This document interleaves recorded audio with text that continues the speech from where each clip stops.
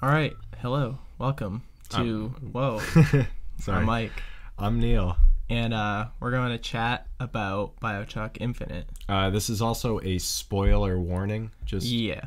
And we'll put it in the headline, but Neil just completed the game, and we thought we'd do a little chat. I mean, it's been done, I think, plenty of times by now, at least people talking about this game. But I thought, we'd get our input, and seeing as Neil just beat it. And yeah, I'm very fresh and very confused. Yeah, well, not very confused. I think I'm interested in this type. We're also not the dismissive type, which is like the new era of the internet.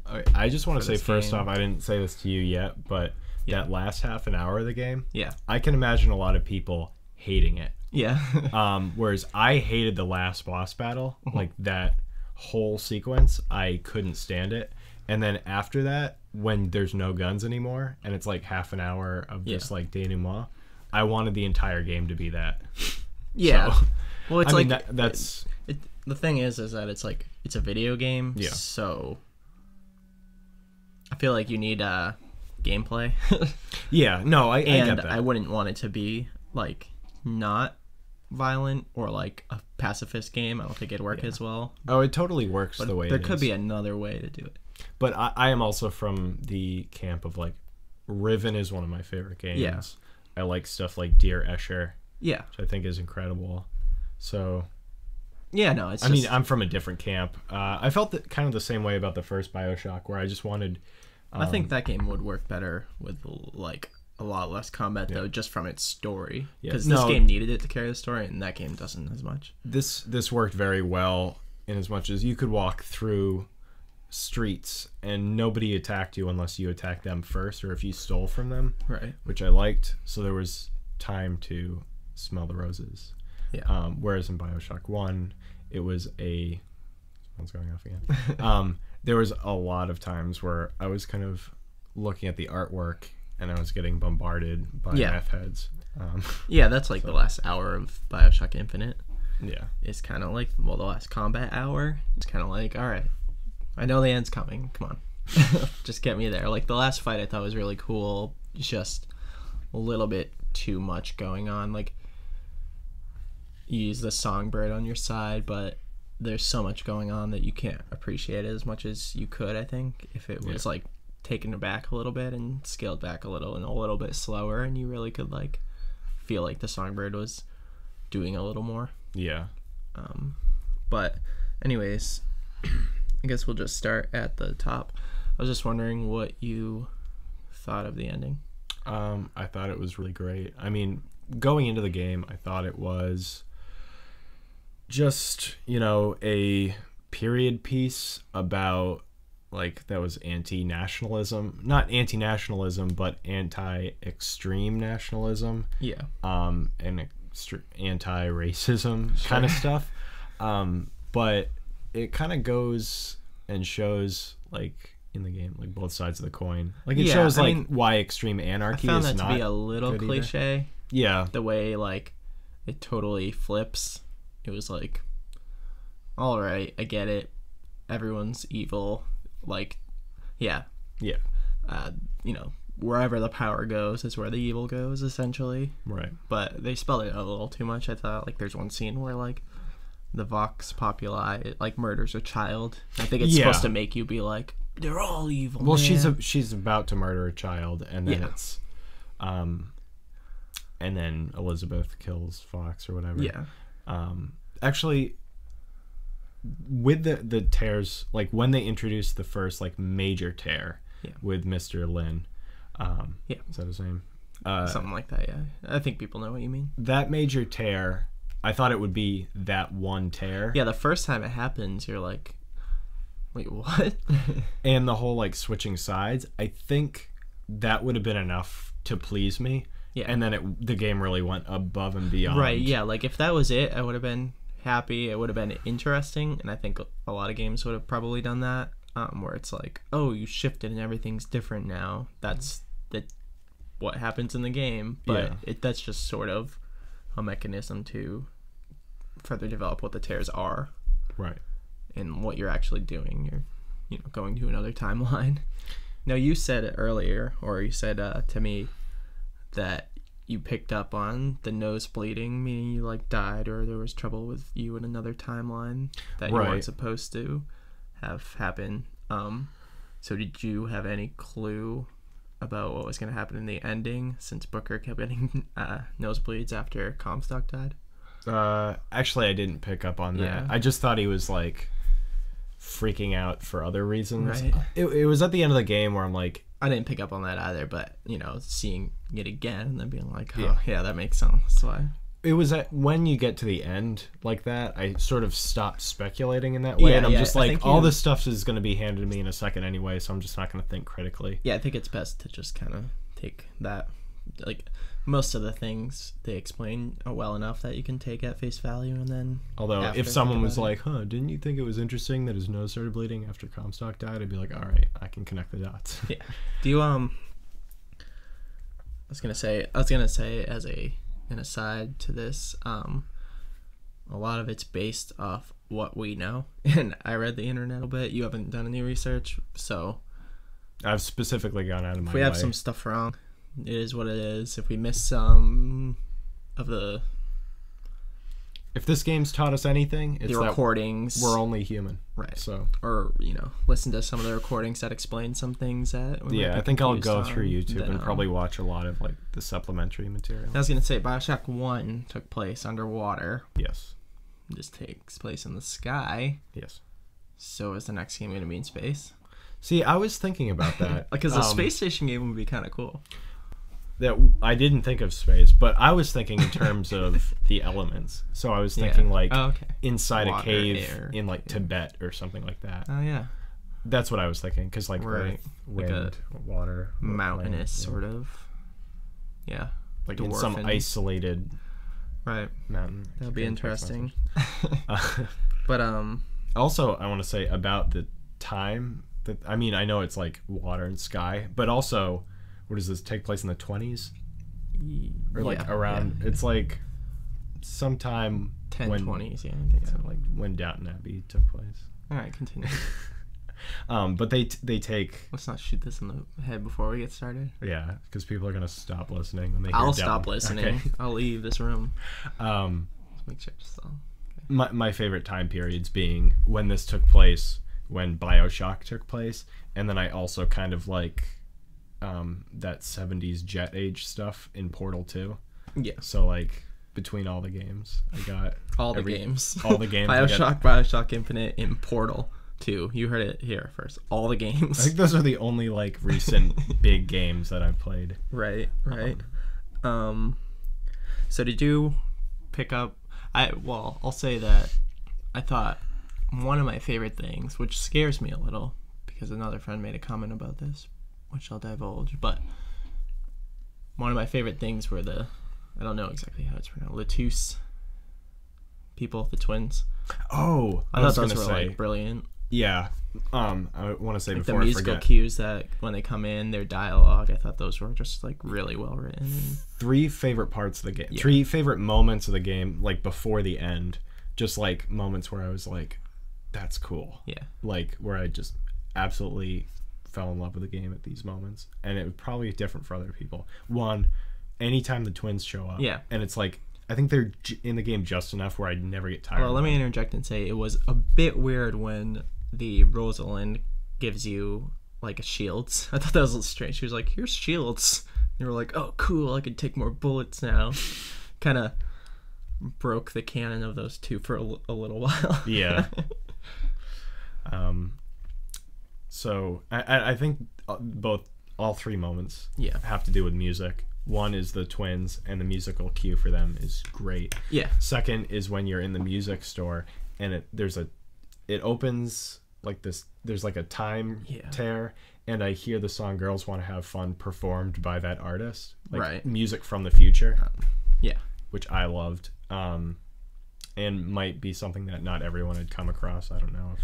It's out of the way when you first go, and I thought I found it, but then the game actually directs you almost right to it. You have to go through it at some point. You can not sit there and listen to the thing, but it does spell out. It's oh, I opened up a tear and I heard this music from the future, so I copied it and stole it, which is it's their great covering conceit for songs that. from I the love future, that. which is so good. I actually thought that they were gonna do more with the future. I mean, they did a little bit. Yeah, there wasn't much time travel. It was just they did a little bit at the end, but it was basically just timelines, parallel timelines. Yeah, and the third one was when Booker picks up the guitar and they're singing. I was like, this is something different. I like this. They wouldn't do this in like Call of Duty or anything like that.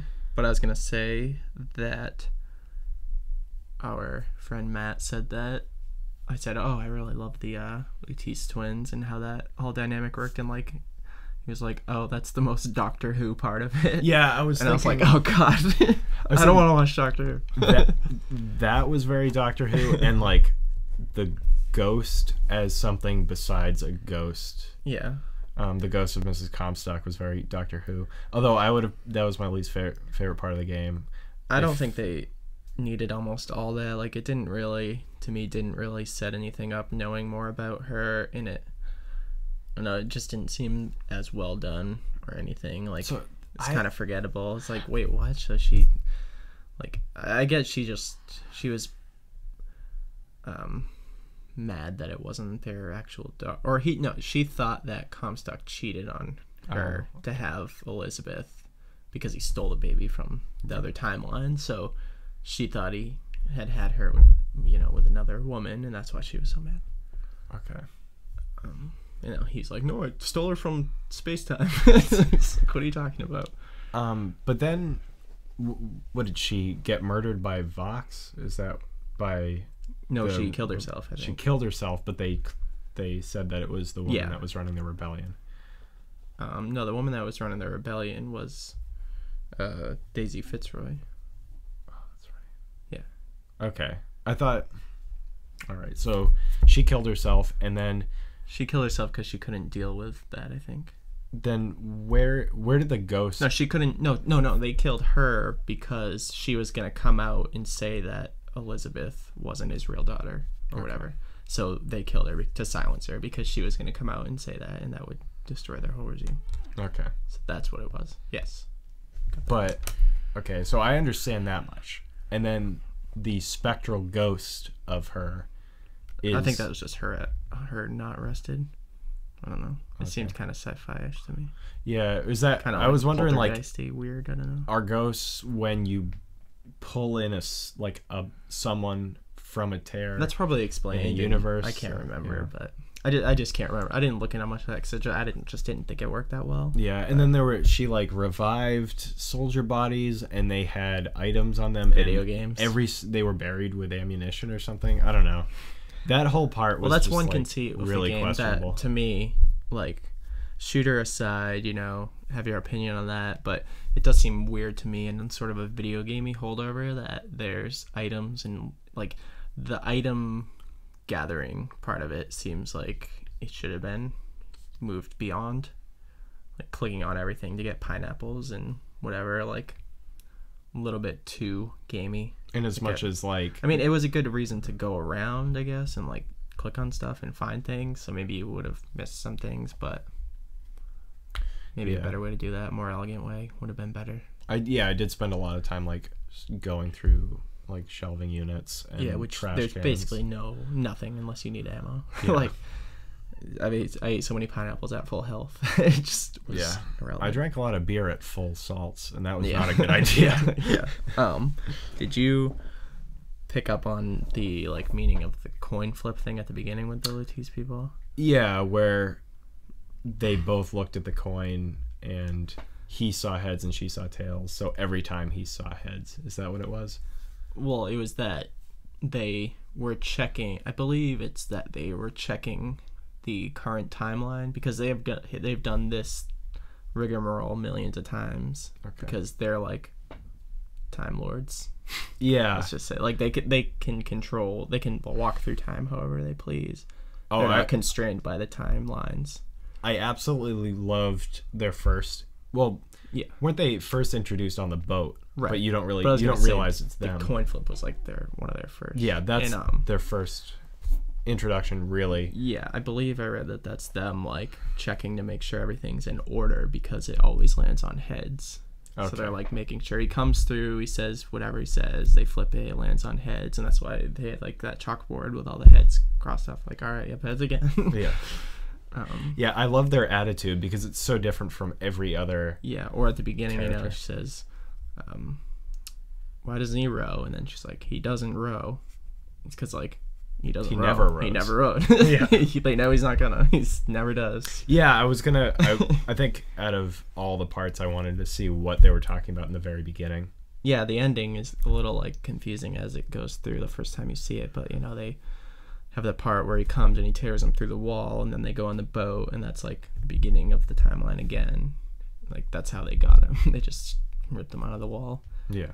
And I don't know, lots of weird stuff. But did you pick up that? I don't know if you.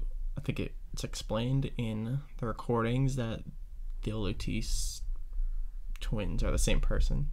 Oh, are they? Yeah, it's like two different timelines where they happen to both become like incredible physics people, and then like Rosalind said she was like infatuated with the boy version of herself. Oh, that's cool. It was such a bizarre thing, and then they ended up just like solving time together or something. And running around timelines together, and they're the same person technically. That's really Cool. interesting. I like that. One quote that I really liked, I think it was the first Latisse voxophone that I picked up, was when she was like, I remember looking into a mirror and seeing myself but not myself, looking at something that was itself but not itself. And my mother said that it was a nightmare, and I thought, like, I want to get into physics or something like that. It was put a lot more eloquently, but so the crux of the game, I guess, if it wasn't evident to you, was so Booker gets out of. Also, I just listened to the Radio Lab on multiverses, so this game was all like very relevant to me. So it like clicked immediately. I was like, okay, yeah. So Booker leaves the what the hell is the fight called? The Battle of. Oh, right, Little Bighorn. Is that what it was? No. Wounded Knee. Wounded Knee. There we go. My brain's just overwhelmed, but we did just look this up. Yeah, he gets out of the battle at Wounded Knee, and then it's obviously just basically a massacre. Yeah. So he goes to he's at that watering place with the reverend or the priest or whatever, and he chooses to get blessed or not, and apparently if he doesn't, that spawns the Booker we play as, because he goes down, he never can resolve his sins for the massacre at Wounded Knee, and he ends up drinking and gambling and like selling his daughter because he's a shithead and all this stuff. And then the other timeline is he does get baptized, and he ends up like using that religious way to justify what he did, and that is how Comstock comes about. So he ends up in his head justifying everything he did at Wounded Knee under the conceit of like that it was like God's way to like get rid of the non-white people. And then he went to. Then he built a Sky City. 'Cause fuck it. Was there any time travel? Oh no, involved? he ended up meeting the Lutis. Okay. And she was like a master physicist who like had this machine, and then she showed it to him, and he ended up getting like absolute power because of that. Plus it explains that she's the one who came up with the floating stuff. Oh yeah, because she was like, I can float an app, like Right. I can make, it's not in making something float, it's making something not fall. And if not an atom, why not an apple? And if an apple, why not a city? Yeah, so she Which I like that too. So they get, and then they end up stealing Elizabeth, and then she gets time powers because she's in 2 dimensions at once because of her finger. Oh. So then they have to hold their powers back to not destroy their agenda, and that's why they like sap her power in that building. Yeah. So she's like, it's like funneled down. So when it's finally destroyed, she basically is like a Time Lord too. Oh, okay. That's why she's like all controlling and stuff in the end. At the end, when you fully destroy that structure, then she becomes a Time Lord. Although the one thing that confused me at the end, was that, like, when you saw all of those lighthouses, Yeah. I think was that's she just a- like bending? Was it is just an easy way to show the audience? I think what's that's just going an on? easy way to show that, like, their sci-fi reasoning for time, which is like anything exists as long as you have a man, a lighthouse, and a city. It was saying. So ideally, you go through all those worlds as long as you have all three of those things, then anything's possible. And I think that's how they get away with going to Rapture. It's like, So Rapture is just a radically different timeline. Yeah. Okay. Because I thought they might go to Rapture. I thought that might tie into it. And I don't think it ties in so much as just says like anything's possible, even an underwater city, and they just thought it'd be cool. yeah. No, it was really cool. Yeah, I like that. And although I felt bad for other text, I felt bad for the bird, the songbird. Oh, apparently also the thing with the necklace at the beginning, like you pick the bird or the cage. Yeah. Like doesn't come to play at all. I read that the Elizabeth that like drowns you at the end is wearing the opposite of whatever one you picked, so it's like technically not her. I don't know how that works, but that's why he's like, "Who are you?" Oh yeah, I don't know.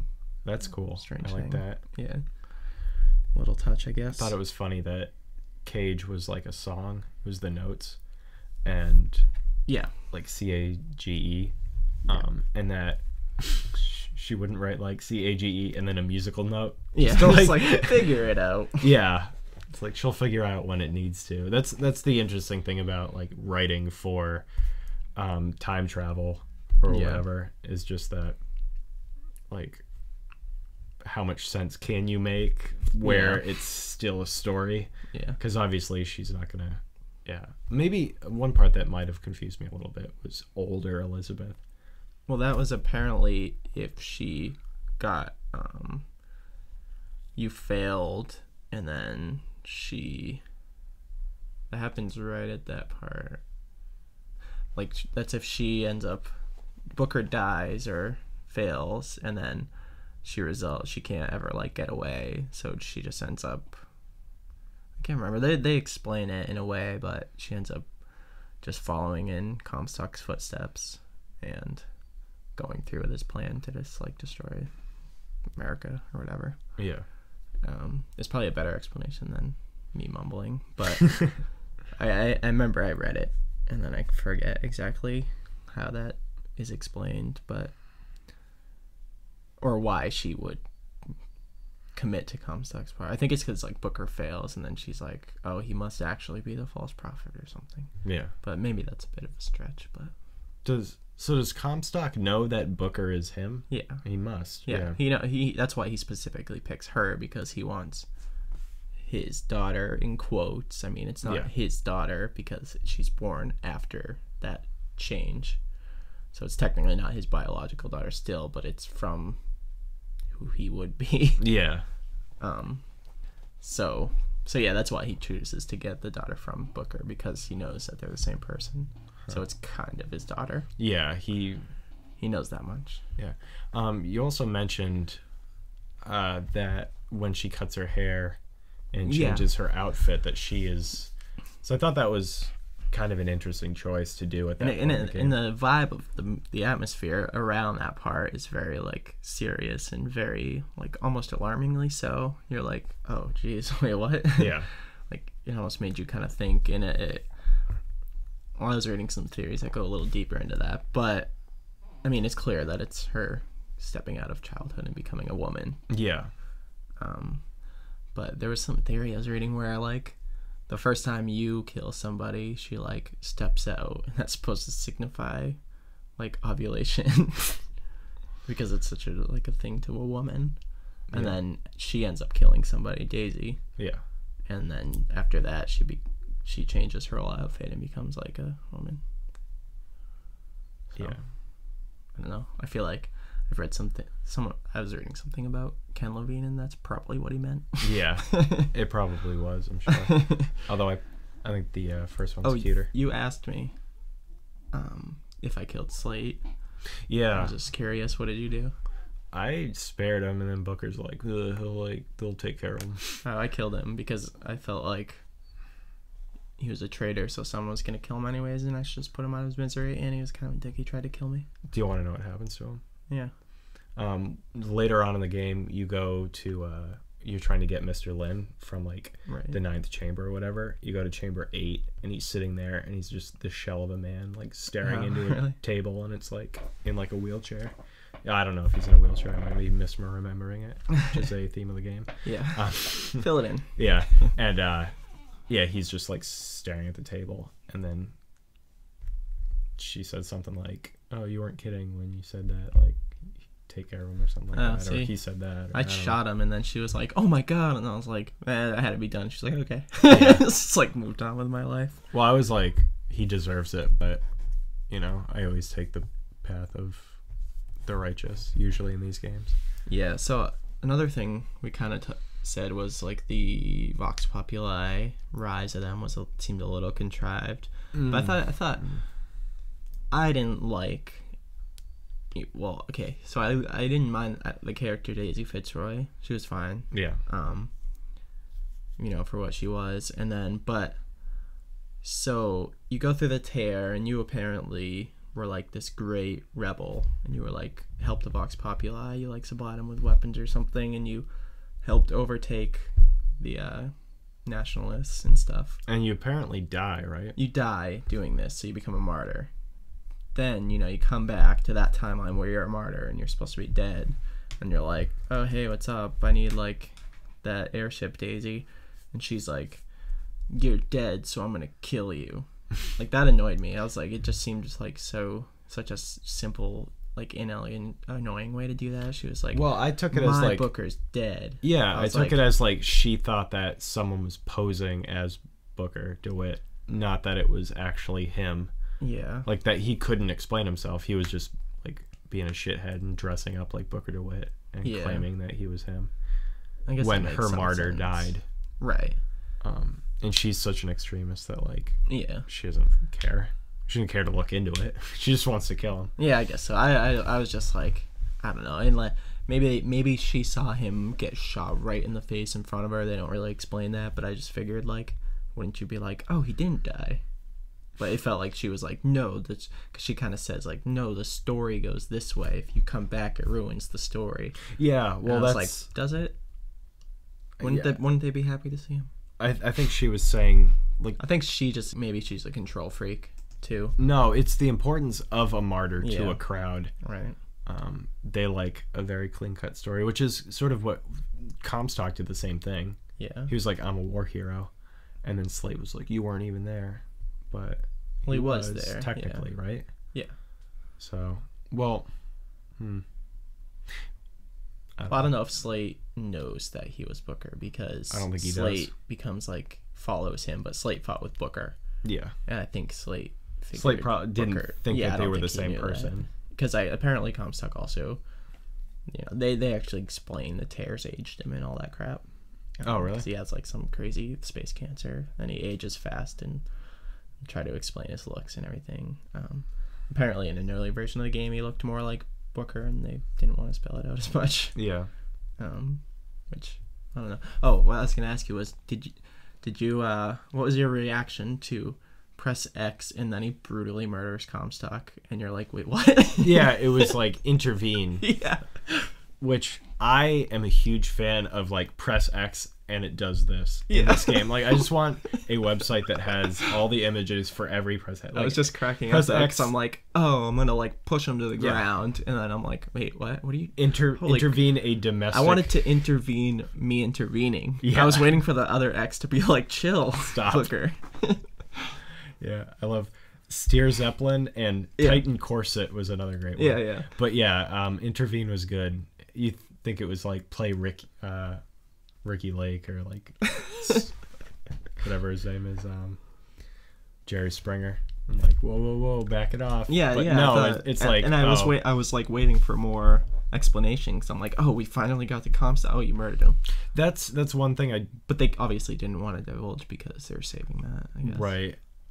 They did a similar thing in the first Bioshock, which is like, you meet this guy that you've wanted to meet for so long, and you just kill him like immediately. Yeah, I think it works in this game Yeah. because you realize that he actually wasn't some god or something. Like, because when you first kill him, I'm like, I just killed like the leader of like this insane thing. Like, I wanted to hear more. It felt like he was like nothing. But I think that plays into the ending when you're like, oh, it's just me being a douche. Yeah. But I mean, I guess it worked. Like, I originally had a problem where I thought it was kind of hard to believe that they were the same person. But the more I think about it, Booker's kind of a dirtbag too. Like, Yeah. more so than he gives on. Yeah. Like, if you could sell your daughter for money, I don't care if you get like anxious halfway through and want her back. Like, you're a shitty guy. It annoyed me that a lot of the talk about this game and the discussion going on was like about the racism in the game, and a lot of people thinking that they either didn't do enough of it or did too much of it. They're like, oh, if they're gonna show racism, like, I thought it was like kind of an ugly thing to just throw in there real quick, like as an aside, like you're not gonna go into it any further, or I thought don't use it at all. But it's like, why can't the people in the game just be racist? It's not a game about ending racism. I mean, realistically, all the Vox and the nationalists and founders are all kind of window dressing anyways. Yeah. I thought it was done tastefully. I mean, obviously it was extreme, but tastefully in a way that's presented to you, not tastefully as in blackface is tasteful. We're not saying I'm not going to that. hang those like propaganda posters on my wall or anything. But it was done convincingly, very convincingly, because there was a time in American where you history were like, where it was like fuck that. those people, like, this is holy shit, this is fucked up. When you see like the blackface thing, I was like, oh my god, like, I don't want to be a part of this. And I think that's what it's going for. Right. You're supposed to be like, wow, wait, no way. I thought it was funny though. Our friend Matt threw the stone at the interracial couple he goes, I just want to see what happened. I don't think he got the payoff he was looking for, but yeah. And then a lot of people are like, oh, but then it's so sunny and bright and I just want to live in this world. And then it's like blood and gore and shooting, but like, I don't think you're supposed to want to live in the world. No. Like, it's a terrible, horrible, racist place that's built upon like these like very loose religious things. Yeah. Like, if you want to live in that world, you might be a sociopath. The only place I wanted to actually, like, the only time I was like, I want to live in this world is at the Battleship Bay or whatever it was. The beach thing. I love that. Maybe. I love I might sit by that. Beach Girls vacation. Just want to have fun song for a while and with Elizabeth on the beach. Yeah, that'd be all right. But yeah, that was a good little beach scene. But you realize all the people on that beach are assholes. So. Yeah, they suck. Everyone sucks.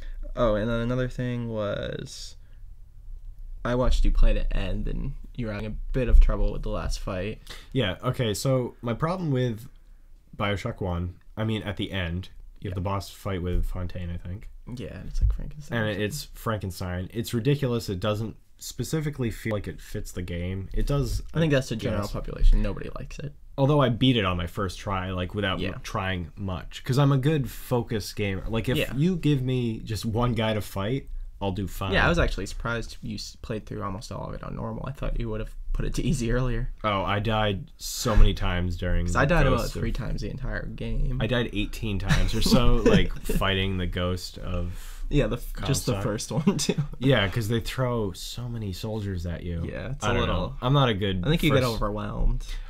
My favorite first-person shooter is Portal, so yeah, like that's gotta say something. I mean, I don't play that many anymore. I used to play some Call of Duty games and stuff. Yeah, but you got a better mind for it than me. Yeah, I think. But I was wondering, might be better at multitasking. I noticed that you But I would have liked a good, healthy medium. Yeah. For the bosses, I thought the Bioshock Infinite was too much, and Bioshock wasn't enough. I could see that, but I was gonna say, I noticed when you were playing, maybe it was your hand-eye coordination in a first-person shooter, but you weren't very precise on, or like you kind of stayed clear of using the skylines to your advantage. Yeah. Like when the handymen show up, I was always just jumping and like flying, and I thought that added a lot to the game, but I could see if it was like if it was sort of clumsy for you, how you would almost just write it off. Because I thought they added a lot, but that's because I don't know. I like the skylines. I don't know. It maybe just doesn't fit into my playing style. Right. If the game were more based Well, you on used them. like shotgun a lot and stuff, because I always wanted to be far away. I used the carbine, almost the entire carbine in Murder of Crows, so I would just get as far away as I could and throw stuff at them and pick them off, and then I'd like use the skyline to get far away again when people would jump at me. Like I never wanted to be in the face of it. I'm gonna bring up Smash Brothers Melee. Okay. Because, you know, like when I want to get down to business, I play as Bowser. When you do, you play as Sheik. And I think that's a good example. I like of, to get in, get out. I like, here I am. Here I am. I'm gonna kill you. I'm mash and beat, and you're gonna die, or I'm gonna die. Someone's gonna die. You have 0%, and I'm gonna smash you, and you're gonna die in one hit. Yeah. Because that's effective. 1 enter, 2 enter, 1 leave. That's your style. Yeah. Mine is 2 enter. Where'd they go? Yep. Or 10 enter. 10 enter. Why not? 9 leave. Yeah. What? I don't really know what this analogy means anymore. No. Link was a good character. Link's good. Young Link's a little bit. Toon Link. I love Wind Waker, and I never liked that Toon Link was in that game. Trying to think of some other. What was your favorite area in the game specifically? Because I really liked the opening. I loved how it started. Like after you do the baptism thing, you show up. You first see the island, and like the people are praying to like Our Father, Lord Washington, and like I just loved those touches. I was like, oh, this place is weird. Yeah, I thought the whole intro was incredible. Yeah, that is so good. Yeah, that was I wasn't a huge fan of the banker guy. That whole area with the Lin people, and you had to like go back and forth. When the first tears show up, I wasn't a huge fan of that area, but when they were like, I wasn't a fan of that area either. That was where I was like, all right, this is the bulk of the game that I have to get through. Yeah. From like there, pretty much from there to like killing Lady Comstock. Yeah, there was a few kind of like there was like a chunk there, and then there's like some great stuff, and then there was a chunk there, and then it was great stuff. So there's like 2 chunks that were like a little bit laborious to deal with. But it was like, I like the factory too, when they show all the workers. Right after you get in the plane, like the rebels take over your airship or whatever, the First Lady airship, and then you get dropped off at this plant. And I thought it was really cool. Yeah, I liked how she like pushed you out too, and you're like, oh shit, what's going on? Yeah, Fink's playing. I loved how they. Although I think it would have worked better. One of my problems was the part of it being a game was that like you get knocked out of the airship, you like fall off, and then it's like find Elizabeth, and it's like could have handled that a little bit. Like it just took me out. What got me was they gave you all your guns. Yeah. You land and you just have a shotgun out, and like they threw you out of plane. You have your shotgun. They're your friends. I mean, kind of. They want you to do something for them. Yeah, I guess so. I mean, they know you need guns to do it. Friends is a loose term. Also, I didn't like the videos. Maybe I feel like I'm in a minority here. That's why I'm going to bring it up. Is I didn't like the videos they showed after you got a new. The Vigor. Yeah, Vigor. Yeah, I thought they were silly. Because I thought like. Although I thought they were silly in Bioshock 1 too, because. But they didn't. Okay, so like, before you die, you're not going to obviously record a voice recording about how you died.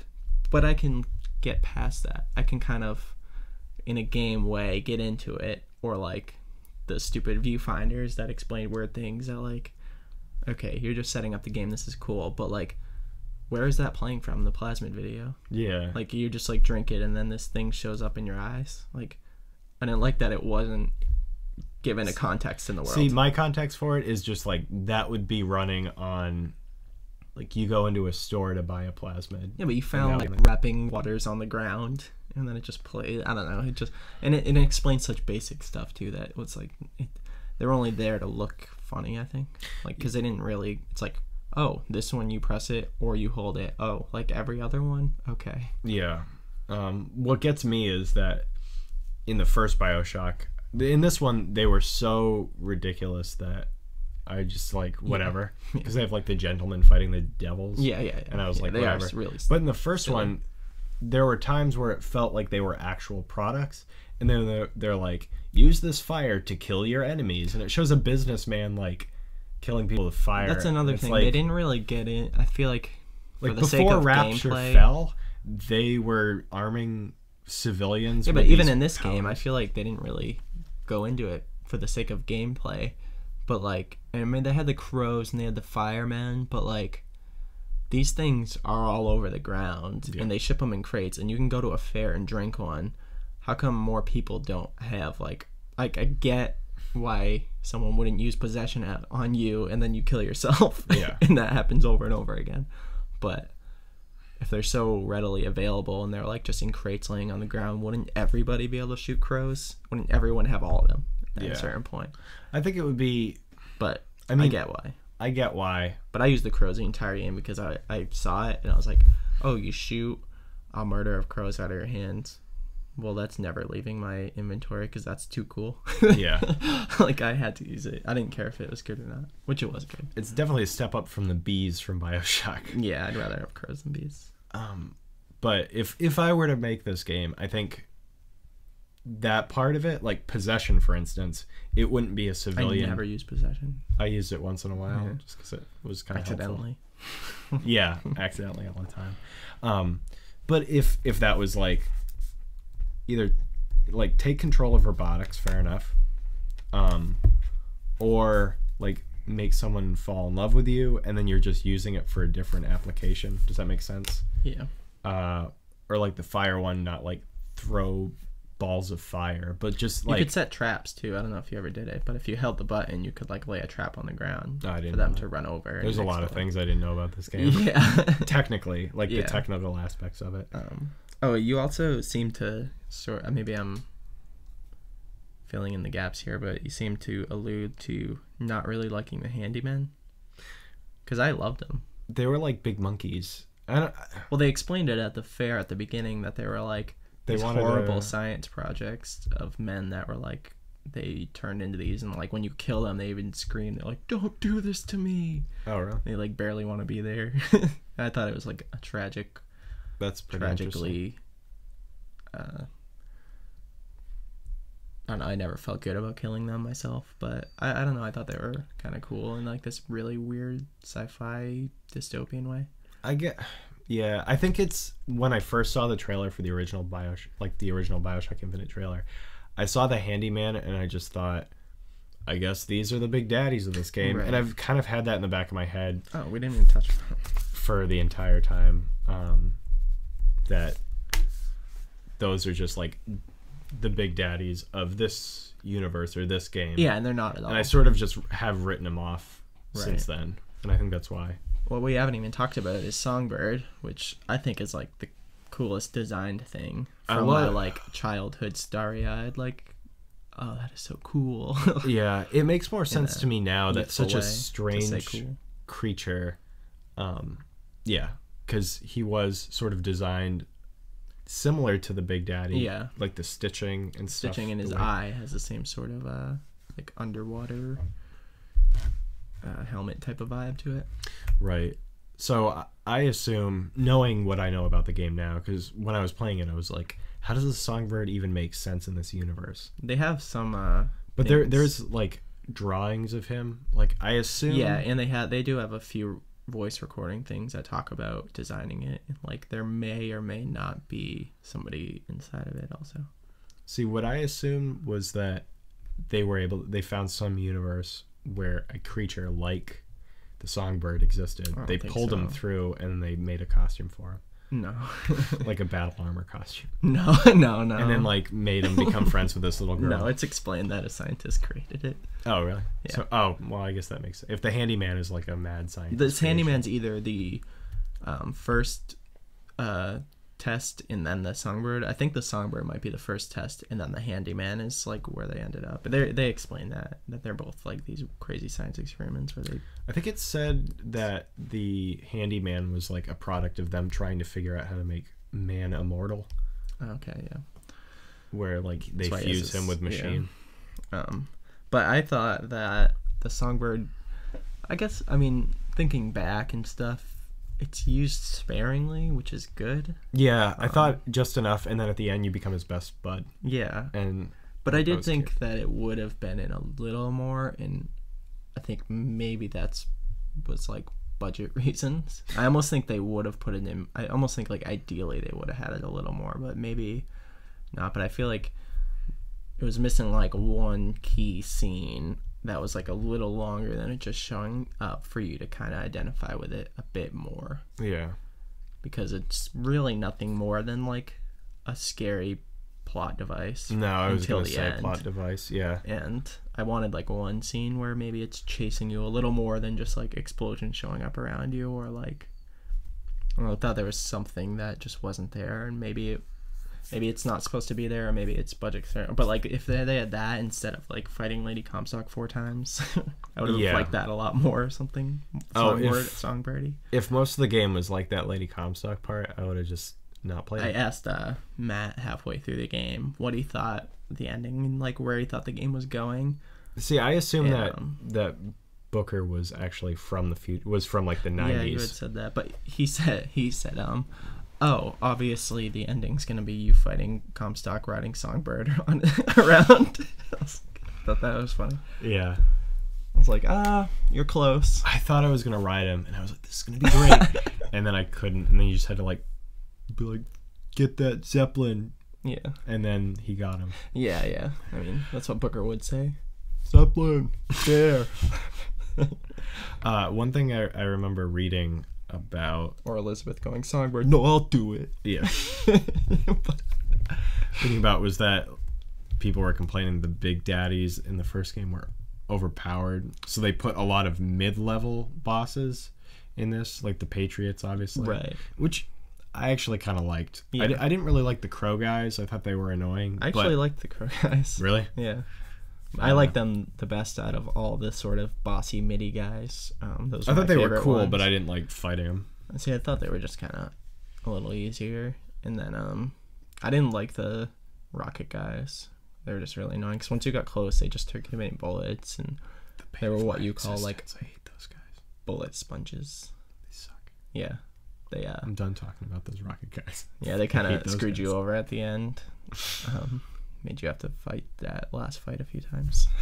I love that you see the George Washington. Although I love the Patriot guys, how they're just like crazy George Washington guys, and they spout off these like nationalism quotes as their so good. Like, and you hear the little like flute tone, yeah, like the little song that comes out, and I was like, gonna fight a Patriot. Yeah, they're also like big and bulky. They throw a little too many at the end, where like they lose their mystique. You're like, two more fucking Patriots. Can I beat this fucking part? And I like how the Abe Lincoln is for the rebellion. Yeah. And that how much Comstock's people hate Lincoln. Yeah, like when you first see that poster of Abraham Lincoln and John Wilkes Booth behind him, and Abraham Lincoln has devil horns. So it's like, Wilkes Booth has a little. This game's awesome. Wilkes Booth has a little halo around him. Yeah, it's like such brilliant propaganda for that. I love that. Yeah, it's so good.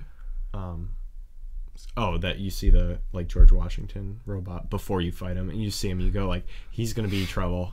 Yeah. And when's he coming out to kill me? Yeah, so like I like that it was a shooter in a way. Like I don't want to dismiss it, because I'm not sure how you'd get across all that. Like, oh no, I think like maybe it could be more of a Zelda-y action game, but I wouldn't want it to be third person because I feel like it wouldn't work as well unless you didn't if you were kind of like Booker. I don't know. Yeah. Like I don't know if it would work as well story-wise if you were a little less a little more detached from him. It's an interesting piece. I mean, like even if it were a comic book, let's say, it would still be violent. I think it should be to show it. Like it'd be kind of weird if you just walked around and watched everything unfold. Like it would have to be written completely differently. Yeah. No, I like it at times as a shooter. There's moments where I'm like, it's not really that I don't want it to be violent, but sometimes as a shooter it falls apart a little bit. There's moments where it felt like towards the end, right before the end boss battle, it felt like Halo, but like a worse version of Halo. Yeah, like a slightly. Speaking of which, I like how they added the shield. Yeah, I was actually had that written down. I was gonna say when I first got it, I was like, wait, this feels very like unorthodox for a Bioshock. Like it feels like they're making concessions, almost like well, fuck it, Halo does it. And I was like, huh. Like, I don't know, I feel like they would stand up to that. They'd be like, we're not going to have regenerating health shields. What is this, Halo? Yeah.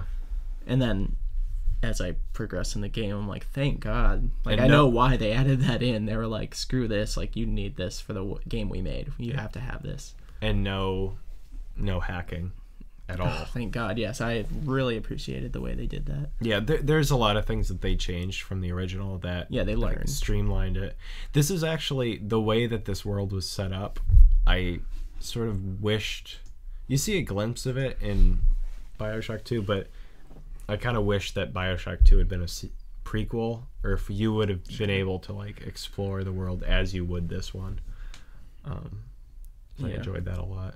And I was gonna say like as a functional environment that's not filled with like crazy meth heads. Yeah, I wonder if Although one more thing before I cut you off again. Oh no, that's okay. I like how Bioshock is a horror movie, kind of. I'll just write down what.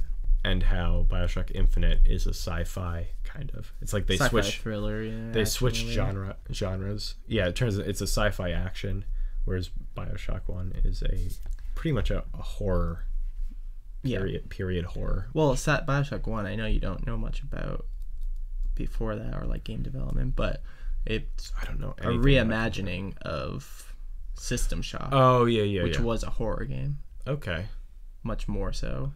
So it's System Shock, but like, what if System Shock was in the 40s and revamped and doesn't look like shit anymore because that's a really old game. Okay, but they had the same sort of. Yeah, I believe I've actually never played it, but I've read about it and stuff, and that's my understanding of it. It's a redone System Shock.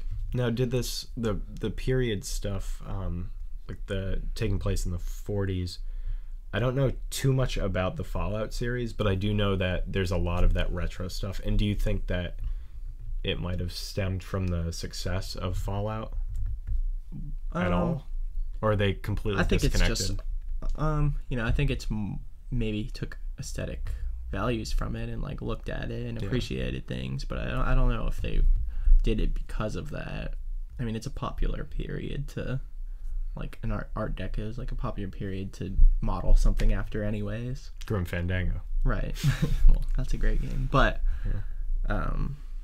so maybe it was in the back of their heads. It might have been, but well, I'm just wondering if it was something that like when they were pitching it to a major, I don't know if they pitched it in as much as like they just trusted the auteur that made it. Yeah. But assuming he auteured the project. He did for Bioshock and cool. Bioshock Infinite. Because it seems like that's the only way. Too. Yeah. But I was gonna say I almost wish. Now this feels sort of tangential and weird to talk about after talking about that, but going back to the gameplay or explanatory bits of it, I thought it was weird how they explained like skylines first. I thought there would have been a better way than like. So you get the skyline hook because you take it off that police officer. Yes. And you have that for the rest of the game, but like it never is expressed how these like they just say like, oh, these are used for police travel. They never really say like you can jump on these things and he just like leaps off a cliff and ends up and then he like flies towards you. He's like, oh, I guess it's a magnet. Like, what if it wasn't and you just die? Yeah, I love how you can jump 30 feet. Like maybe if there was when you got one, you saw like one of those video things and it told you what to do. I don't know. It just seemed so strange to me that he's like, well, whatever, jump off this. Oh, it's a magnet. Thank God. Yeah, I love how high concept this game is. I mean, the magnet thing is silly, obviously. Yeah. I was fine with the magnet thing, but how they introduce it was a little stupid. It's like Be Kind. Magnets. Yeah. What? It reminded me of Be Kind Rewind, where he's like, you magnetize. Yeah, it reminded me of that mixed with ICP. And I was like, oh, both those things I don't like. Be Kind Rewind is something that I thought you made up to troll me. But it was actually a real thing. You're like, it's Jack Black and Mos Def, and like Jack Black gets magnetized, and then they have to remake all the movies that he magnetizes. Because it was like apparently the only copies in the world. Yeah. Of all those movies. That's the only copy of King Kong you'll ever see was at Jack Black's friend's shop that he ruined with magnets. Also, no, the funniest part was that he walks into the video store walks by them, and then all the things are like erased. Yeah. And Mos Def immediately goes, "You must be magnetized." Why would you say that to your friend? Like, if my video stopped playing what was on it, I would never assume you were magnetized. Yeah. Like, Didn't Jack Black continue to work at the store? yeah, I don't know. I don't. Like, did he handle those movies too? Maybe he had surgery. I can't remember. Actually, I think I remember there's a part took where a he good- peed and all the lead all the bath or magnetism came out in his pee. Really? He peed on the street or something. I don't know. Oh God. Back to anyway, high concept. Sure. I love how this is sort of a product of Bioshock 1, that it seems like there's just so much stuff going on in this game, which some people might say is bad, but you have like, I guess it's in like in the sky, and it takes place in the 20s, and there's all this like science, like pseudoscience behind it, and then you've got Elizabeth in the tower, and the songbird, and the handyman, and also these plasmid type thing, the vigors. Yeah, there's a lot going on in that world. Yeah, and then like it just seemed like they must have taken a lot of time to develop it. Well, it was delayed a few times too. But and then the skylines, like they're like, how does this world function differently than like just a city on land would? And then I was trying to figure out exactly what if you stick around for the credits, there's a little piece at the end with Booker. Yeah. And I believe that signifies that at least it opened up one new timeline, which doesn't necessarily mean that the other timelines are gone. Because theoretically, if the timelines were to work the way I think they do, there's always going to be a timeline where he becomes that person. There's always going to be a timeline where he's Booker and he goes and comes after him. And that's how Comstock knows he's going to come. And that's why he says, like, the person with AD on his hand is the false prophet, because he knows that he's coming. Yeah. Because he saw it in the timeline. But in order to end it, he drowns himself. So did he carve AD into his hand? After he gave up Anna. Okay. He went into, like, a downward spiral, and then he carved AD in his hand. Is that after death? Is that what it signifies? Well, it signifies that as a analogy in a metaphor, but it's also Anna DeWitt. Oh, okay. Yeah.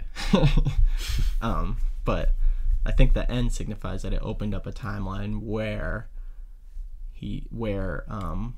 Lutece never, because there's a timeline now where he drowns himself, so Comstock never comes about, which makes another timeline open up where, since there's no Comstock, Lutece never comes to take Anna, so he goes into the room and she's still there. So now there's a timeline where he keeps his daughter.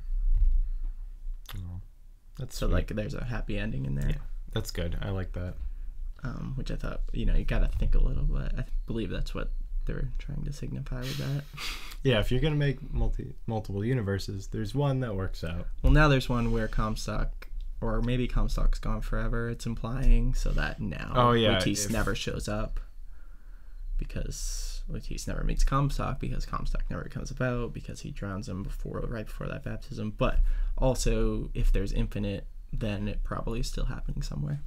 Yeah. It's confusing. I'm sure you're just playing one timeline in the game, I guess.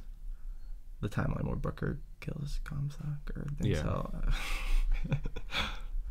but yeah, I don't know if there was one moment that I wanted to tell you about, which was, I thought it was funny anyway. I was on the rails. I was part of the rebellion. I'd just taken down a Zeppelin. Everyone was like going, Booker, Booker, come down the rails. I like jump and I slam right into one of my allies. It just goes flying, and then it's like, you don't want to kill your allies. And see, I never even knew you could, because I never did. Like, I never knew you could steal. I just didn't, because I just saw the text was red. I was like, now I won't take it. Attack you, and it's like 20-minute ordeal, because I'm bad at the game. I never did. Like, that entire part. I never killed a Vox when I was helping them, which I kept reading online. People were like, oh, it's so dumb. If you attack one, everyone's trying to kill you. And then, like, if you steal one piece of bread, everyone tries to kill you. And I was like, really? So it's like GTA 1920. So they just traded Comstack for me, and they always loved me. Yeah. But see, I mean, they it was just funny. Booker, yeah, but they saw me, and they still left it. And then friggin' Daisy Fitzroy just didn't. Yeah. So, hey, man, the martyr's allowed to come back is all I'm saying. The people love me. The people love me. They saw me fighting on the Skyline, and they were ready for another Booker. I'll tell you that much. Tell that Daisy. One last thought, because it seemed like you were winding down anyway, because Yeah. this has been going on for a while. Yeah, longer than I thought, but Yeah. it's okay. So Probably earlier, over an hour. you brought up that... Hour. Yeah. You brought up that you wanted to see Bioshock in space. No, I didn't. Okay, let me just expand. That would be a good time I didn't for say I the wanted to 70s. see You said Bioshock it in could. space, but I was making a joke. But I think it'd be cool. I was saying, well, I was like, oh, because Booker makes that a city underwater. Pff, Yeah. dumb. Like That was a great little... yeah. They had another great where- line where he's like, I'm not afraid of God. I'm afraid of you. And I laughed when I heard that because it's just If so trite and like easy. you It's don't like, get to draw it all. I was like, holy shit. Booker to win. Yeah. But I loved it. But I loved it in that like campy way. Yeah. But now it's just like underwater, and then they like zoom, and you're like in the sky. I'm like, where else is there besides space? And I think there could be a pretty cool one on a space station. I think there I think could they. def- But where would you put the lighthouse? Well, on the moon. Oh, yeah. I don't know, man. But I was A getting lighthouse to... could be a star. It could be a figure of speech, so you could be right next to a star. That's true. Because they are stars when you appear. So actually, space makes the most sense. Tons of lighthouses everywhere. Yeah, I thought that was pretty cool. She was Yeah. like, so many lighthouses. Those are Just stars. fucking stars, bitch. I'm Booker.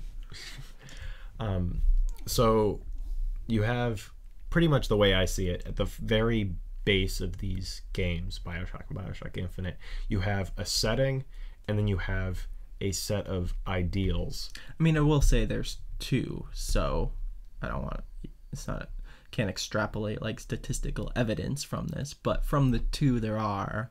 I'm just saying, I would hope they did something different, but continue. if we're to detect a pattern, Yes. Yeah. you have, okay, so I'm just putting that out. Yeah, there. yeah, I'm just saying If- two's hard to detect. Yeah, the But third yeah, one what? could be... Okay, so let's in space with rephrase it and documents. say what are the common threads, and if they were to continue that into a third. Right. Okay, that's what I'm getting Yeah. at. So you have underwater, and in the first one you have, no god, no kings, just man, Yeah. Yeah. with Right. Andrew Ryan. And then you have all gods, all kings, no man, kind of. I mean, Yeah, Tom like Sucks is- man sucks. Yeah. And especially like those men that aren't white. Right. And that's in the sky. Yeah. So if it were to be in space, as you would like, So would it be or in the mountains, as I would like, all aliens, no man? yeah, I was wondering what kind of what would be left. I'm sure there's Middle many ground. Yeah. philosophies, and they already sort of touched. Well, they on took like the religious socialism. nationalist, like hyper agenda driven, conservative movement is this game, and then they did like the hyper anarchy, like Ayn Rand type stuff, free market, blah blah blah, like. Yeah, in which that game. also the conservatives love. Yeah. They love. Paul Ryan named his son after Ayn Rand. Yeah, they love that. Rand Paul. Great, Paul Ryan. Rand Ryan. Sure. Rand Ryan. No, I'm getting my conservatives confused, or libertarians, or whatever. Yeah. I don't know.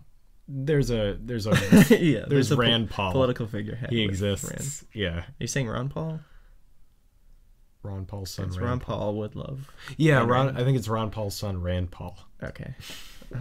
But I don't think I'm making that up. sure. It's fact. Yeah. So they love the But fountain. yeah, where would they go, I guess, for the third one? I mean, they kind of touched upon like the